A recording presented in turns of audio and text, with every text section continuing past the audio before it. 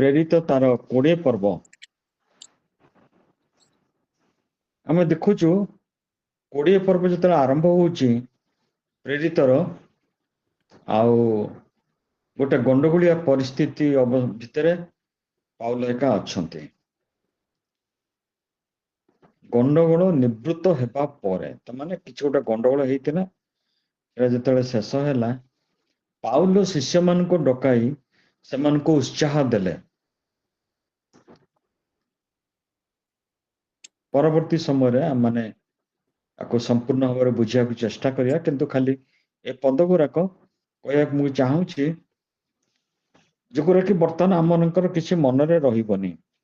ସେ 20 ପର୍ବର 5 ପର୍ଯ୍ୟନ୍ତ ସେ ଯୋଉ ବିଭିନ୍ନ ସ୍ଥାନକୁ ଯାଇଛନ୍ତି ଆମମାନେ ତାକୁ ମନେ ରଖିଲେ ବି ରଖିପାରିବାନି, କି ଆମମାନଙ୍କର ଆବଶ୍ୟକତା ବି ନାହିଁ ସେଗୁଡ଼ା ସବୁ ମନେ ରଖିବା ପାଇଁ। କିନ୍ତୁ ଯେତେବେଳେ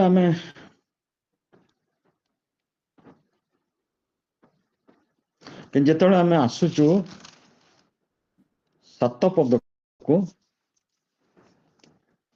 7 ପଦର ଉପରେ ଲେଖା ହେଇଛି ତ୍ରୋୟାରେ ପାଉଲଙ୍କର ଶେଷ ଅବସ୍ଥାନ। ତେଣୁ ମୁଁ ସେଟାକୁ ଆରମ୍ଭ କରିଥିଲି ଯେ ପାଉଲଙ୍କର ଯୋଉ ପ୍ରଚାର ଜୀବନର ଶେଷ ଦିନ ଗୁଡିକ ବିଷୟରେ କିଛି ଆମେ ଆଲୋଚନା କରିବା।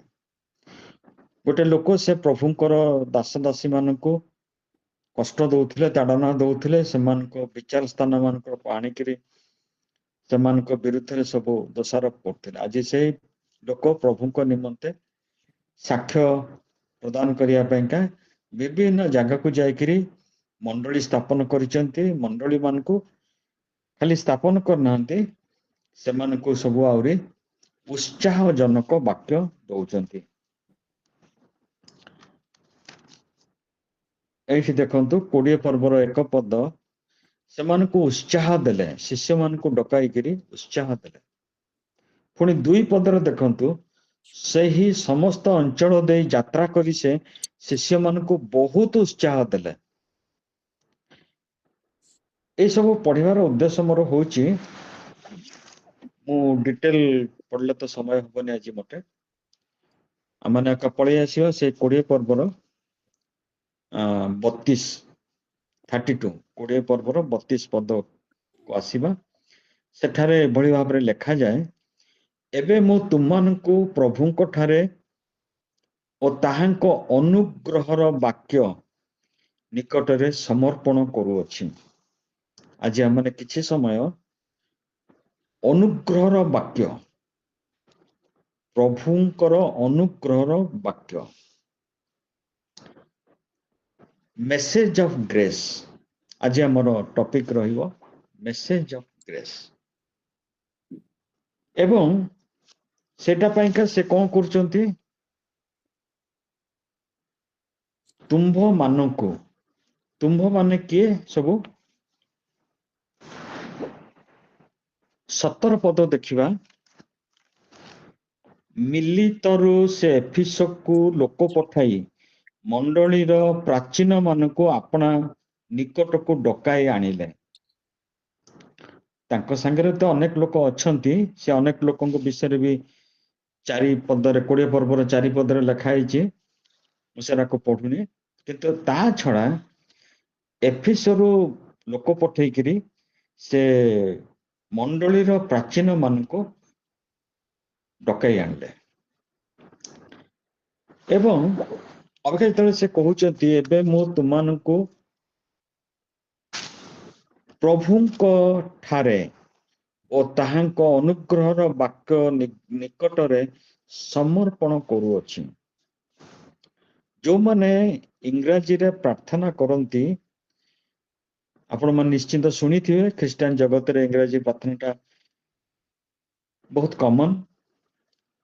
ଆଉ ସେମାନେ ଗୋଟେ ୱାର୍ଡ ବ୍ୟବହାର କରନ୍ତି, ଆଇ କମିଟ ଦିସ୍ ଚର୍ଚ୍ଚ ବା this believer into your hand O Lord. Commit ବା ତାକୁ ଓଡ଼ିଆରେ ଆମେ ଏକା ଦେଖୁଛୁ ସମର୍ପଣ କରୁଅଛୁ। ସେ ତୁମମାନଙ୍କୁ ନିଷ୍ଠାବାନ କରି, ସେ କହିଲେ ଈଶ୍ୱର, ବର୍ତ୍ତମାନ ପାଉଲ ଏଇ ଯୋଉ ମଣ୍ଡଳୀର ଯୋଉ ପ୍ରାଚୀନ ମାନଙ୍କୁ ପ୍ରଭୁଙ୍କ ନିକଟରେ ସମର୍ପଣ କରୁଛନ୍ତି, ଆଉ ସେ କହୁଛନ୍ତି ମୁଁ ତୁମମାନଙ୍କୁ ଅନୁଗ୍ରହର ବାକ୍ୟ ନିକଟରେ ସମର୍ପଣ କରୁଅଛି। ସେ ଅନୁଗ୍ରହର ବାକ୍ୟଟା କଣ ତାକୁ ମାନେ ଆ ଉପରେ ଟିକେ ଟିକେ ବୁଝିବା। ସମ୍ପୂର୍ଣ୍ଣ ତ କରିବାକୁ ସମୟ ଲାଗିଯିବ, ଘଣ୍ଟାଟା କରିବାନି ସେମିତି, ଅଳ୍ପ ଅଳ୍ପ ସମୟ କରିବା। ପୁଣି ସେ କହୁଛନ୍ତି ସେ ତୁମମାନଙ୍କୁ ନିଷ୍ଠାବାନ କରିବା ନିମନ୍ତେ ପବିତ୍ରକୃତ ସମସ୍ତଙ୍କ ମଧ୍ୟରେ ଅଧିକାର ଦେବା ନିମନ୍ତେ ସମର୍ଥ ଅଟନ୍ତି।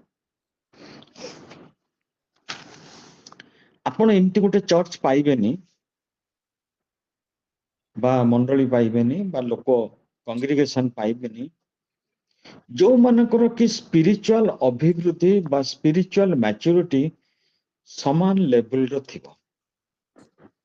କେବେ ଆପଣ ପାଇବେନି। ଯୋଉ ଜାଗାକୁ ଯାଆନ୍ତୁ, ସେ ପୃଥିବୀର ପ୍ରାନ୍ତ ପର୍ଯ୍ୟନ୍ତ ଯାଆନ୍ତୁ, ଯୋଉଠିକୁ ଯାଆନ୍ତୁ, ସମସ୍ତଙ୍କର ସ୍ପିରିଚୁଆଲ ମ୍ୟାଚୁରିଟି ସମାନ ନଥାଏ। କାରଣ ସ୍ପିରିଚୁଆଲ ମ୍ୟାଚୁରିଟି ନିମନ୍ତେ କୋଉ ଜାଗା ଦରକାର ତାକୁ ଆମେ ଦେଖୁଛୁ ଗୀତ ସଂଗୀତା 1 ପର୍ବର 3 ପଦ। କିଏ ଯଦି ପାରୁଛନ୍ତି ପଢି ଦିଅନ୍ତୁ। ଗୀତ ସଂଗୀତା 1 ପର୍ବର ପ୍ରଥମ 3 ପଦ।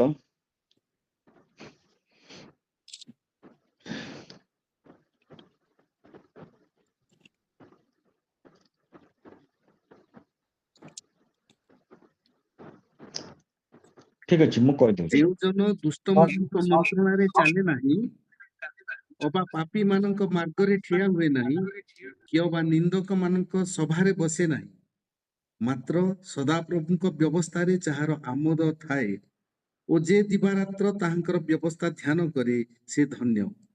ଯେଉଁ ବୃକ୍ଷ ଜଳସ୍ରୋତ ନିକଟରେ ରୋପିତ, ଯେ ସ୍ୱ ସମୟରେ ଫଳ ଉତ୍ପନ୍ନ କରେ, ଯାହାର ପତ୍ର ହିଁ ମଳିନ ହୁଏ ନାହିଁ, ଏପରି ବୃକ୍ଷ ସଦୃଶ୍ୟ ସେ ହେବ, ପୁଣି ସେ ଯାହା କରେ ତାହା ସଫଳ। ଏଇଟା ଗୋଟେ ମେଟାଫୋର ବା ଗୋଟେ ମ୍ୟାଚୁର୍ଡ ଖ୍ରୀଷ୍ଟିଆନ ଲାଇଫର ତୁଳନା। ଗୋଟେ ଗଛ ସଦୃଶ୍ୟ ତାକୁ ତୁଳନା କରାହେଇଛି। ଆଉ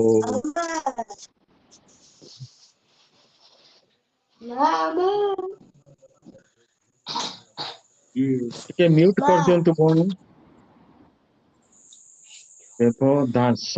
ଦେବଦାସ ଭଉଣୀ ଟିକେ ମ୍ୟୁଟ କରିଦିଅନ୍ତୁ।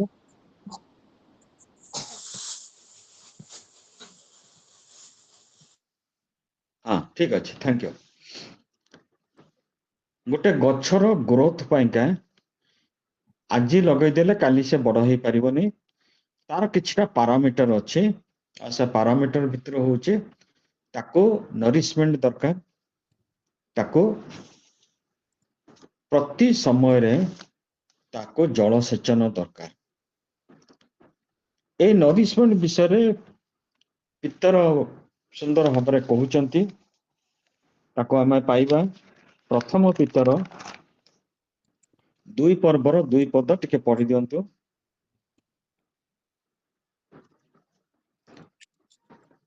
ପ୍ରଥମ ପିତର 2 ପର୍ବର 2 ପଦ।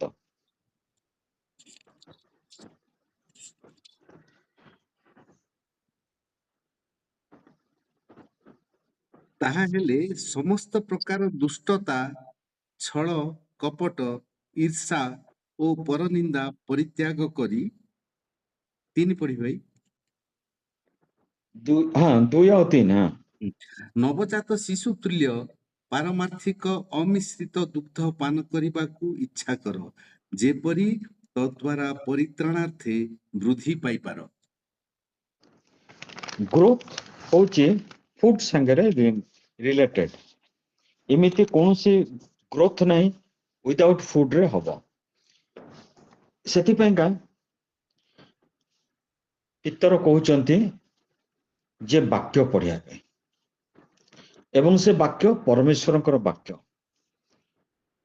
ଆମମାନେ ପଢୁଛୁ ବା ଶୁଣୁଛୁ, ହପ୍ତାକୁ ବି ଥରେ ପଢୁଛୁ, ମାସକୁ ଥରେ ଶୁଣୁଛୁ, କିନ୍ତୁ ଏଠି ହଉଛି କ୍ରେଭିଂ, ପିଇବା ପାଇଁ ବା ଅମିଶ୍ରିତ ସେ ଦୁଗ୍ଧ ପାନ କରିବା ପାଇଁକା ତୁମ ମଧ୍ୟରେ ଗୋଟେ ଜାତ ହଉ, ଗୋଟେ ଆଗ୍ରହ ଜାତ ହଉ, ଅର୍ଥାତ ଈଶ୍ୱରଙ୍କ ବାକ୍ୟ ଦିନ ପ୍ରତିଦିନ ପଢିବା ସାଙ୍ଗରେ ଗ୍ରୋଥର ସମ୍ପର୍କ ସମ୍ପୂର୍ଣ୍ଣ ଅଛି। ଯଦି ଗ୍ରୋଥ ନଥାନ୍ତା ଆମମାନଙ୍କର ପରିପକ୍ୱତା ମଧ୍ୟ ନଥାନ୍ତା।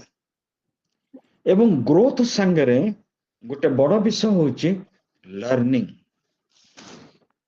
ଯୀଶୁ ଜଗତରେ ଥିଲା ବେଳକୁ କହିଥିଲେ, କମ୍ unto me and learn from me, ମୋ ନିକଟକୁ ଆସ, ମୋ ନିକଟରୁ ଶିଖ। Learning is a day to day process. ମୁଁ ଆଜି ଜାଣିଗଲି, ଆଜି ଶିଖିଦେଲି, ମତେ ଆଉ ଶିଖିବା ଦରକାର ନାହିଁ, ନାଇଁ ସେମିତି କଥା। ଜୀବନର ଶେଷ ପର୍ଯ୍ୟନ୍ତ ଆମମାନଙ୍କୁ ଲର୍ଣ୍ଣିଂ କରିବାକୁ ପଡିବ, ଶିଖିବାକୁ ପଡିବ। ଏବଂ ସେ ଶିଖିବାଟା ଆଜି ଆମମାନଙ୍କର ପର୍ଯ୍ୟବେସିତ ହଉଛି ଅନୁଗ୍ରହର ବାକ୍ୟ, ଦ ମେସେଜ ଅଫ ଗ୍ରେସ୍। ତାକୁ ଆଜି ଆମମାନେ ଶିଖିବା। ଆମମାନଙ୍କ ଜୀବନର ଗ୍ରୋଥ ପାଇଁକା ପ୍ରତିଦିନ ପ୍ରଭୁ କଣ କରୁଛନ୍ତି ନା ସାଙ୍କ୍ଟିଫାଇ କରୁଛନ୍ତି। 32 ଆଉଥରେ ମୁଁ ପଢିଦଉଛି, ପ୍ରେରିତ 20:32, ତୁମମାନଙ୍କୁ ନିଷ୍ଠାବାନ କରିବା ନିମନ୍ତେ ଅପବିତ୍ରକୃତ ସମସ୍ତଙ୍କ ମଧ୍ୟରେ ଅଧିକାର ଦେବା ନିମନ୍ତେ ସମର୍ଥ ଅଟନ୍ତି। ଆପଣମାନେ ଜାଣିଥିବେ ଯେତେବେଳେ ବ୍ୟବସ୍ଥା ଯୁଗରେ ମହାଯାଜକ ସେ ଆଗେ ଅନ୍ୟ ଯାଜକ ମାନଙ୍କୁ ସେ ପବିତ୍ରୀକରଣ କରାଏ।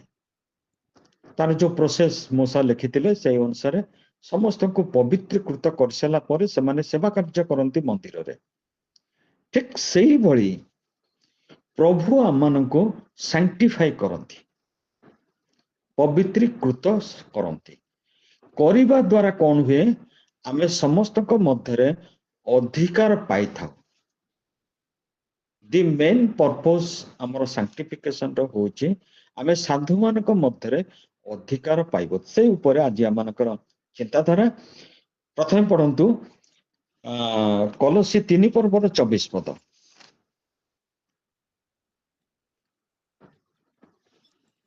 କଲୋସୀ 3:24।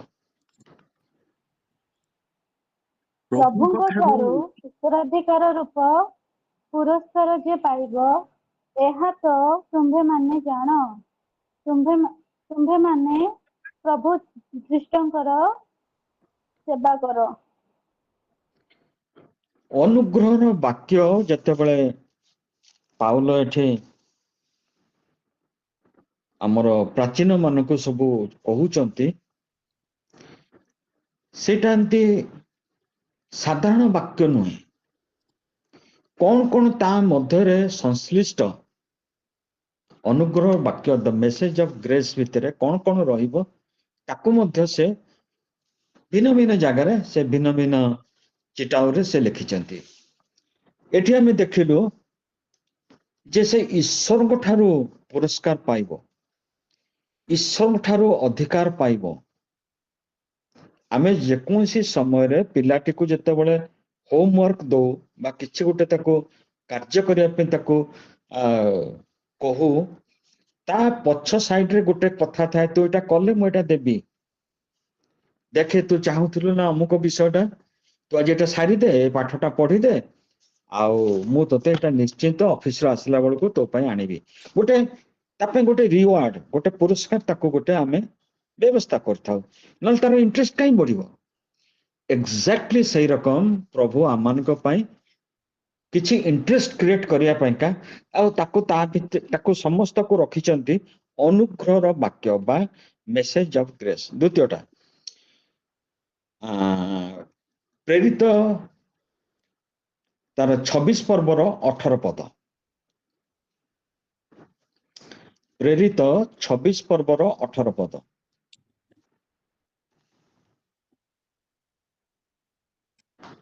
ଯେ ପାରୁଛନ୍ତି ପଢି ଦିଅନ୍ତୁ। ସେଥିପାଇଁ ସେମାନଙ୍କ ଚକ୍ଷୁ ଉନ୍ମୋଚନ କରିବା ନିମନ୍ତେ ଆମ୍ଭେ ତୁମ୍ଭକୁ ସେମାନଙ୍କ ନିକଟକୁ ପଠାଇଅଛୁ, ଆଉ ଆମ୍ଭେ ତୁମ୍ଭକୁ ସେମାନଙ୍କ ଠାରୁ ରକ୍ଷା କରିବୁ। ଖାଲି ସେତିକି ଲେଖା ହେଇଛି, ତା ତଳକୁ କଣ ତେବେ ଅଛି? 19 ପଦ। ଉଣେଇଶଟା ପଢୁନାହାନ୍ତି। ଅତଏବ ହେ ରାଜନ ଆଗ୍ରିପା, ମୁଁ ସେହି ସ୍ୱର୍ଗୀୟ ଦର୍ଶନର ଅବାଧ୍ୟ ହେଲି ନାହିଁ। ହୁଁ। 20 ପଦ ପଢିବି। ଟିକେ ସରି 17ଟା ପଢ। ସ୍ୱଜାତି ଓ ଅଣଯିହୁଦୀମାନେ ଯେପରି ଅନ୍ଧକାରରୁ ଆଲୋକ ପ୍ରତି ଓ ଶୟତାନର ଶକ୍ତିରୁ ଈଶ୍ୱରଙ୍କ ପ୍ରତି ଫେରନ୍ତି, ପୁଣି ପାପ କ୍ଷମା ଓ ଆମ୍ଭଠାରେ ବିଶ୍ୱାସ ଦ୍ୱାରା ପବିତ୍ରକୃତ ଲୋକମାନଙ୍କ ମଧ୍ୟରେ ଅଧିକାର ପ୍ରାପ୍ତ ହୁଅନ୍ତି। ଇଂରାଜୀରେ ଅଛି that they may receive forgiveness। ଅନୁଗ୍ରହର ବାକ୍ୟ ମଧ୍ୟରେ ସବୁଠୁ ଇମ୍ପୋର୍ଟାଣ୍ଟ ହଉଛି ମୋର ଯଦି ପାପ କ୍ଷମା ନ ହେଇଛି ସେଟା ମୋ ପାଇଁ କେମିତି ଅନୁଗ୍ରହର ବାକ୍ୟ ହବ? ଅନୁଗ୍ରହ କହିଲେ ଯୋଉଟା କି ମୁଁ ତା ପାଇଁକା ଯୋଗ୍ୟ ନୁହେଁ, ମୋର ସେଟା ମେରିଟ ନାହିଁ, ଆଇ ହାଭ୍ ନଟ୍ ଅର୍ନଡ ଇଟ୍, ସେଇଟା ହଉଛି ଅନୁଗ୍ରହର ବାକ୍ୟ। ଆଉ ସେଟା ଯଦି ମତେ ଯଦି କୁହାହବନି ଯେ ତୋର ପାପ କ୍ଷମା ହବ ବୋଲି, ସେଟା ଅନୁଗ୍ରହର ବାକ୍ୟ କେମିତି ହବ? ତାପରେ ଆମେ ଦେଖିବା ଏଫିସି 1 ପର୍ବର 18 ପଦ। ଏଫିସି 1 ପର୍ବର 18 ପଦ।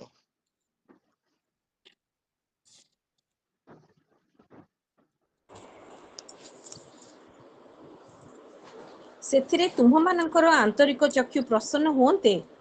ତାହାଙ୍କର ଆହ୍ୱାନର ଭରସା କ'ଣ? ସାଧୁମାନଙ୍କର ମଧ୍ୟରେ ତାହାଙ୍କର ଅଧିକାରର ଗୌରବ ରୂପ ଧନ କ'ଣ? ପୁଣି ବିଶ୍ୱାସୀ ଯେ ଆମ୍ଭେମାନେ ତାହାଙ୍କର ଶକ୍ତିର କାର୍ଯ୍ୟସାଧକ ପରାକ୍ରମ ଅନୁସାରେ ଆମ୍ଭମାନଙ୍କ ପ୍ରତି ତାହାଙ୍କର ଶକ୍ତିର ଅତ୍ୟଧିକ ମହତ୍ତ୍ୱ କ'ଣ, ଏସବୁ ଜାଣିପାର। Thank you.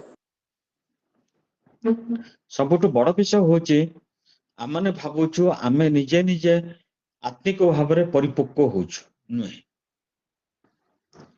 ଆମମାନଙ୍କ ପାଇଁକା ଜଣେ ଏଇ ସବୁର ବ୍ୟବସ୍ଥା କରୁଛନ୍ତି। He is the architect of our spiritual growth. ଗୋଟେ ଯେମିତି ବିଲ୍ଡିଂଟା ବନା ହେଲେ ଗୋଟେ ନିର୍ମାଣକାରୀ ଇଞ୍ଜିନିୟର ଆବଶ୍ୟକ, ସେ ସବୁ ମ୍ୟାପ୍ କରିକି ଡିଜାଇନ କରିକିରି ସେ ଘରକୁ କରିବ। ସେଇ ରକମ ଭାବରେ ପ୍ରଭୁ ଆମମାନଙ୍କର ସ୍ପିରିଚୁଆଲ ଲାଇଫ ପାଇଁକା ଯୋଉ ଯୋଜନା କରିଛନ୍ତି, ସେଥିରେ କଣ କଣ ସବୁ ଆମେ ପାଇବା ତାକୁ ପାଉଲ ତାଙ୍କ ଚିଟାଉରେ କହୁଛନ୍ତି। ତାପରେ ଦେଖିବା ପ୍ରଥମ ପିତର 1 ପର୍ବର 4 ଆଉ 5। ଫାଷ୍ଟ ପିଟର 1 ପର୍ବର 4 ଆଉ 5।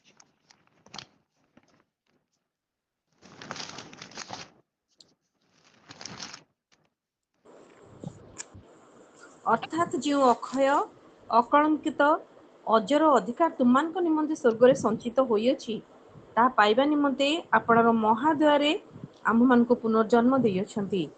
ଯେଉଁ ପରିତ୍ରାଣ ଶେଷ କାଳରେ ପ୍ରକାଶିତ ହେବା ପାଇଁ ପ୍ରସ୍ତୁତ ହୋଇଅଛି, ସେଥି ନିମନ୍ତେ ତୁମେମାନେ ଈଶ୍ୱରଙ୍କର ଶକ୍ତିରେ ବିଶ୍ୱାସ ଦ୍ୱାରା ସୁରକ୍ଷିତ ହେଉଅଛ। ଏଇଟା ଆମ ସମସ୍ତଙ୍କ ପାଇଁ ବାକ୍ୟ।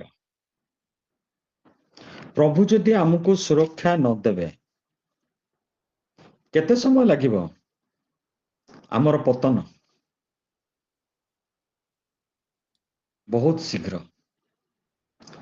ପ୍ରଭୁଙ୍କ ଦ୍ୱାରା ଆମମାନେ ସୁରକ୍ଷିତ ଅଟୁ।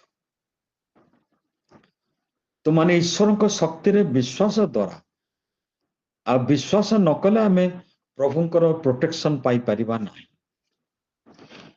ଅର୍ଥାତ୍ ବିଶ୍ୱାସ ଦ୍ୱାରା ସେ ପ୍ରୋଟେକ୍ସନକୁ ଆମ ଜୀବନ ପାଇଁ ମାଗିବାକୁ ପଡିବ। ନ ମାଗିଲେ ଆମେ ସେ ପ୍ରୋଟେକ୍ସନ ପାଇପାରିବା ନାହିଁ। ଆମେ ପ୍ରଥମେ ଦେଖିଲୁ ସେ ଯୋଉ ପ୍ରାଚୀନ ମାନଙ୍କୁ ସେ ପ୍ରଭୁଙ୍କର ଆଉ ଅନୁଗ୍ରହର ବାକ୍ୟ ପାଖରେ ଆଉ ପ୍ରଭୁଙ୍କ ନିକଟରେ ସମର୍ପଣ କଲେ। ଏଠି ଆମେ ଦେଖୁଛୁ ଯେ ବିଶ୍ୱାସ ଦ୍ୱାରା ଆମେ ସୁରକ୍ଷିତ ଅଟୁ। ମୁଁ କହିଥିଲି ପିଲାଙ୍କୁ ଯେମିତି ଆମେ ପୁରସ୍କାର କଥା କହୁ, ସେ ଯେମିତି ଉତ୍ସାହିତ ହବ ଆଉ ସେ କାର୍ଯ୍ୟ କରିବ, ସେମିତି ଗୋଟେ ସୁନ୍ଦର ପୁରସ୍କାର ବିଷୟରେ ପିତର ସମସ୍ତଙ୍କୁ ଆରମ୍ଭ କରୁ କରୁ ତାଙ୍କ ଚିଟାଉ ସେ ଲେଖିଛନ୍ତି, ଯେଉଁ ଅକ୍ଷୟ ଅକଳଙ୍କିତ ଅଜର ଅଧିକାର। ତାମାନେ ଆମର ଯୋଉ ଅଧିକାର ଆମେ ପାଇବୁ, ଯେମିତି ପୁଅ ବାପର ସବୁ ସମ୍ପତ୍ତିର ଅଧିକାର ସେ ପାଏ, ଆମେ ଯେତେବେଳେ ଯିବୁ ଆମେ ଯୋଉ ଅଧିକାର ପାଇବ ସେଟା କୋଉ ରକମ ଭାବରେ ଅକ୍ଷୟ, ଯୋଉଟା କ୍ଷୟ ପାଏନି, ଅକଳଙ୍କିତ, ଯୋଉଟା ରଷ୍ଟ ହୁଏନି, ଅଜର ଅଧିକାର, ଦୀର୍ଘକାଳ ପାଇଁ ସେଟା ଆମର ଅଧିକାର, ତୁମ୍ଭମାନଙ୍କ ନିମନ୍ତେ ସ୍ୱର୍ଗରେ ସଞ୍ଚିତ ହୋଇଅଛି। ଏଇଟା ହବ ଆମର ଥିମ୍, ଅନୁଗ୍ରହର ବାକ୍ୟ, ମେସେଜ ଅଫ ଗ୍ରେସ୍। ମଣ୍ଡଳୀର ଡିକନ ମାନଙ୍କୁ ବା ମଣ୍ଡଳୀର ପ୍ରାଚୀନ ମାନଙ୍କୁ ସେ କହୁଛନ୍ତି, ଯେତେବେଳେ ତୁମାନେ ପ୍ରଚାର କର ବା ତମ ମଣ୍ଡଳୀକୁ ଫେରିଯିବ, ସମସ୍ତଙ୍କୁ ତ ଡକେଇଛନ୍ତି, ସେମାନଙ୍କୁ ଅନୁଗ୍ରହର ବାକ୍ୟ ଦିଅ। ଏ ଅନୁଗ୍ରହର ବାକ୍ୟରେ ଆମେ ଦେଖୁଛୁ କ୍ଷମା ବିଷୟରେ ଅଛି, ଆମର ଉତ୍ତରାଧିକାର ସ୍ୱରୂପ ଯୋଉ ଅନନ୍ତ ଜୀବନ ସେ ବିଷୟରେ ଅଛି, ଆଉ ବର୍ତ୍ତମାନ ଆମେ ଦେଖୁଛୁ ପୁରସ୍କାର ବିଷୟରେ ମଧ୍ୟ ଅଛି। ତୁମମାନଙ୍କ ନିମନ୍ତେ ସ୍ୱର୍ଗରେ ସଞ୍ଚିତ ହୋଇଅଛି।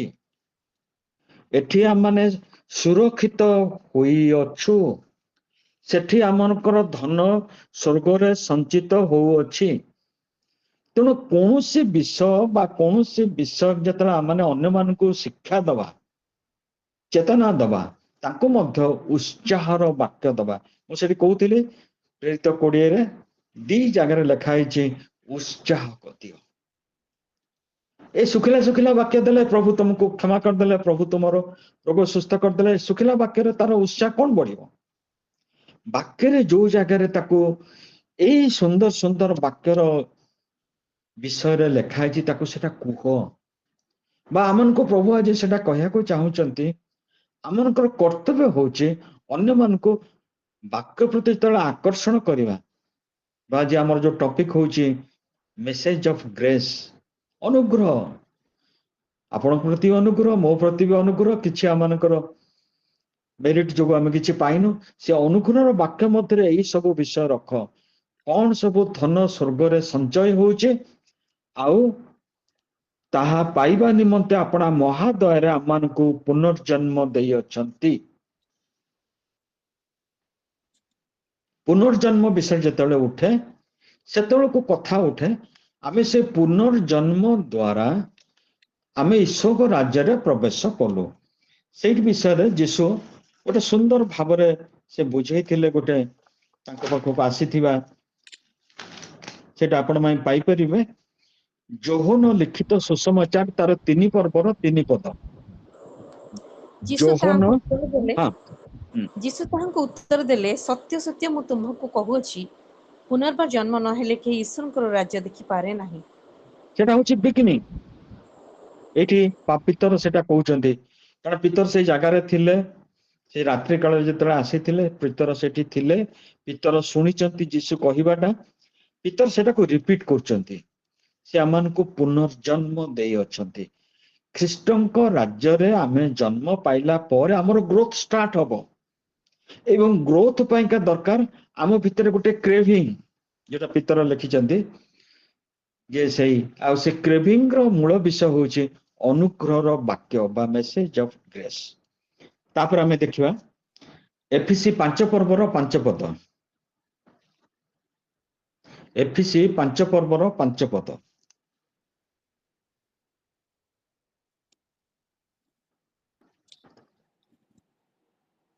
କି ଯଦି କାରଣ ପାଉଛନ୍ତି, ତୁମ୍ଭେମାନେ ହଁ ପଢ ପଢ। ନିଶ୍ଚିତ ରୂପେ ଜାଣ ଯେ କୌଣସି ବ୍ୟଭିଚାରୀ ବା ଅଶୁଦ୍ଧଚାରୀ ବ୍ୟକ୍ତି ବା ଲୋଭୀ, ସେ ତ ପ୍ରତିମା ପୂଜକ, ଏମାନଙ୍କ ଖ୍ରୀଷ୍ଟ ଓ ଈଶ୍ୱରଙ୍କ ରାଜ୍ୟରେ ଅଧିକାର ନାହିଁ। ସେଇଟା ଦେଖନ୍ତୁ ପାଉଲଙ୍କର ଜୀବନର ସବୁଠୁ ବଡ ବୋଧେ ମୁଁ ଭାବୁଛି ପ୍ରାପ୍ତି ବା ଆଚିଭମେଣ୍ଟ। ସେ ଗୋଟେ ସ୍ପିରିଚୁଆଲ ଅଏଲ ଲଗେଇ ଦେଇକି ଆମମାନଙ୍କୁ ସମସ୍ତଙ୍କୁ ସେ କହିବାକୁ ଚାହୁଁନାହାନ୍ତି ଯେ ସବୁ ତମେ ପଳେଇବ, ସବୁ ତମେ ପାଇବ, ସେମିତି ମୋଟେ ସେ କହୁନାହାନ୍ତି। ସତ ଯୋଉଟା ସେଟା ସେ ଉନ୍ମୋଚନ କରୁଛନ୍ତି।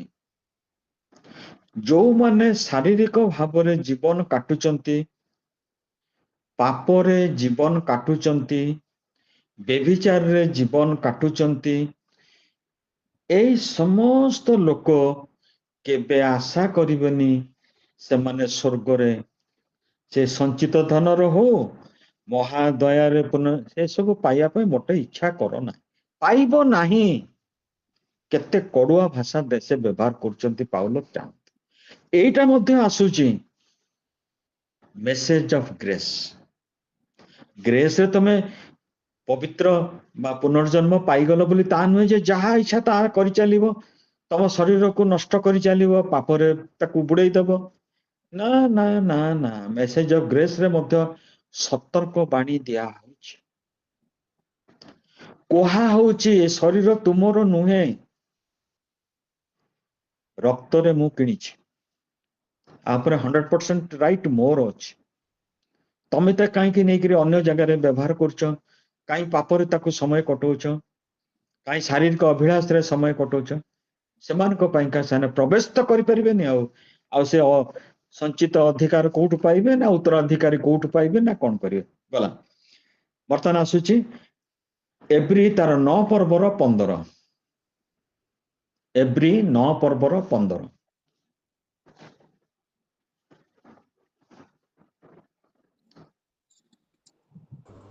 ଆଉ ଏହି କାରଣରୁ ସେ ନୂତନ ନିୟମର ମଧ୍ୟସ୍ଥ ହୋଇଅଛନ୍ତି, ଯେପରି ପ୍ରଥମ ନିୟମକାଳୀନ ଅପରାଧ ମାର୍ଜନାର୍ଥେ ମୃତ୍ୟୁଭୋଗ କରାଯାଇଥିବାରୁ ଈଶ୍ୱରଙ୍କ ଆହୁତ ଲୋକମାନେ ଅନନ୍ତ ଅଧିକାର ସମ୍ବନ୍ଧୀୟ ପ୍ରତିଜ୍ଞାର ଫଳପ୍ରାପ୍ତ ହୁଅନ୍ତି।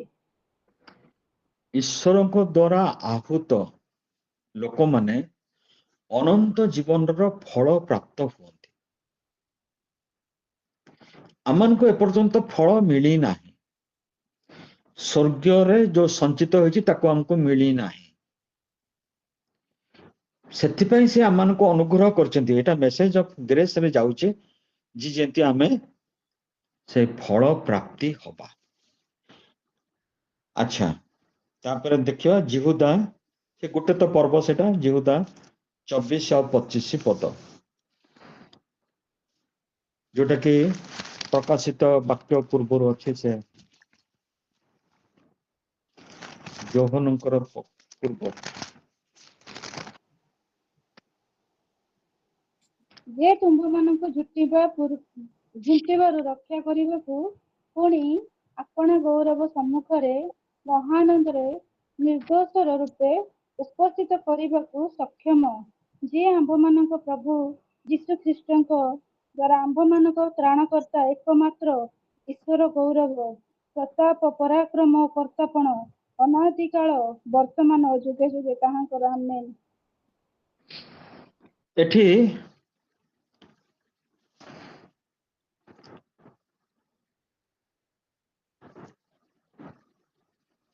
ଏଇ ଜିହୁଦା ସେ ହଉଛନ୍ତି ଯୀଶୁଙ୍କର ହାଫ ବ୍ରଦର।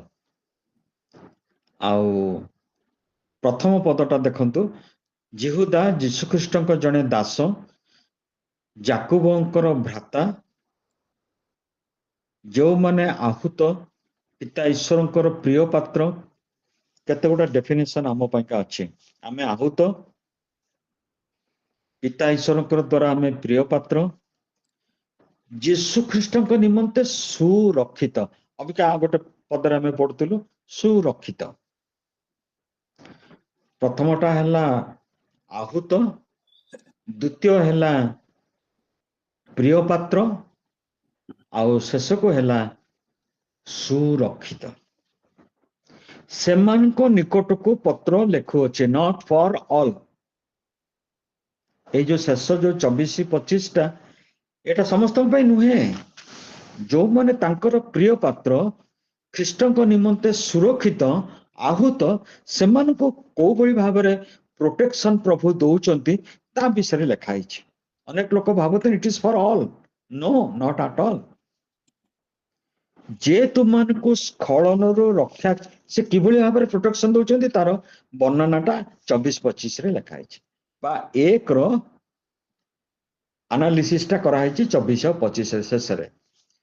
ଯେ ତୁମମାନଙ୍କୁ ସ୍ଖଳନରୁ ରକ୍ଷା କରିବାକୁ ପୁଣି ଆପଣ ଗୌରବ ସମ୍ମୁଖରେ, ସ୍ଖଳନ କହିଲେ ଯୋଉ ଆମେ ଦେଖିଛୁ, ଯୋଉମାନେ କୋରାପୁଟ ଲୋକ ସେମାନେ ତ ଦେଖିଥିବେ, ଯେ ବର୍ଷା ଦିନରେ ମାଟି ସ୍ଖଳନ ହୁଏ ଯୋଉ ସୁଙ୍କି ଆଉ ସାଲୁର ଘାଟିରେ ବହୁ ସମୟ ଧରିକା ରାସ୍ତା ବ୍ଲକ ହୁଏ ତାପରେ ସବୁ ଯନ୍ତ୍ରପାତି ଆସିକି ତାକୁ ସଫା କଲା ପରେ ପୁଣି ଚଳାପ୍ରଚଳ ହୁଏ ମାନେ ମାଟି ଭୁଷୁଡ଼ି ଯାଏ ସେମିତି ଯୋଉ ଯେ ତୁମମାନଙ୍କୁ ସ୍ଖଳନରୁ ରକ୍ଷା କରିବା ପାଇଁ କାରଣ ଜୀବନର ଶେଷ ପର୍ଯ୍ୟନ୍ତ ଦେयर ଇଜ ପସିବିଲିଟି ଯେ ଆମମାନଙ୍କର ଗୋଡ଼ କେତେବେଳେ ବି ଖସି ଯାଇପାରିବ ଆମମାନେ ଆହୁତ ହେଇପାରୁ ଈଶ୍ୱରଙ୍କର ପ୍ରିୟ ପାତ୍ର ହେଇପାରୁ ଯୀଶୁଖ୍ରୀଷ୍ଟଙ୍କ ନିମନ୍ତେ ସୁରକ୍ଷିତ ହେଇପାରୁ କିନ୍ତୁ ଗୋଡ଼ ଖସିଯିବ କାହିଁକି ନା ମେସେଜ ଅଫ ଗ୍ରେସ୍ ହଉଛି ଏଭଳି ବିଷୟ ଆମେ ତାକୁ ପ୍ରତିଦିନ